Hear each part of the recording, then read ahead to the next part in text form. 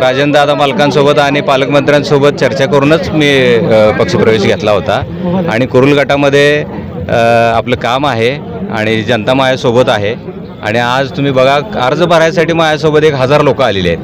हेच माझं प्रेम आहे आणि हाच माझा विजय आहे. मतदारांसमोर जाताना आपण कोणते विषय घेऊन जाणार आहात?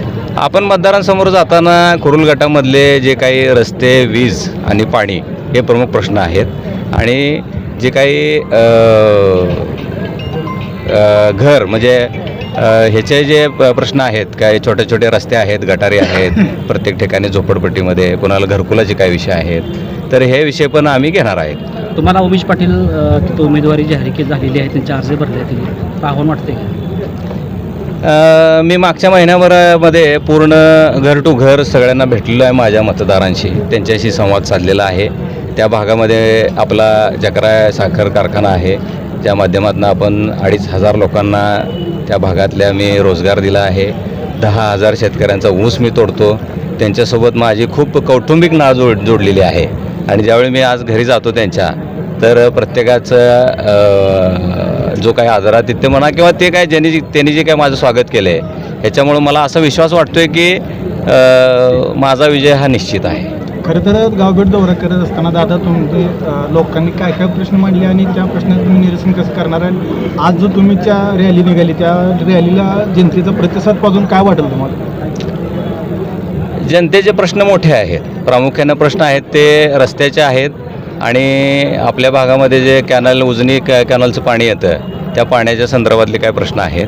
रस्त्याचे जे प्रश्न आहेत ते आता पाणंद रस्ते म्हणा किंवा जे ग्रामीण रस्ते आहेत ते रस्ते पक्षाशी बोलून पालकमंत्री आहेत, राजन मालक आहेत, यांच्या माध्यमातून आपण तो सगळा प्रश्न प्रामुख्याने सोडूया आणि लोकांना हा जो उत्साह दिसतोय तर लोकांना माझ्याकडून अपेक्षा दिसत आहेत पुढच्या भविष्यामध्ये की येणाऱ्या काळामध्ये मी त्यांना एक आश्वासक चेहरा वाटतो असं एकंदर दिसते.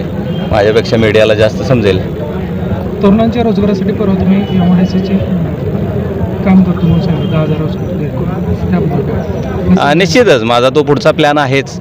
ज्यावेळी मी एकदा ही निवडणूक जिंकून आत गेलो की आपण त्याच्यावरती मोठं प्लॅन करतो. 2,000 एकरावरती आपल्या भागामध्ये कुरुल जिल्हा परिषद गटामध्ये MIDCचं माझं स्वप्न आहे आणि ते निश्चित मी येणाऱ्या 5 वर्षामध्ये पूर्ण करणार असा विश्वास मला आहे.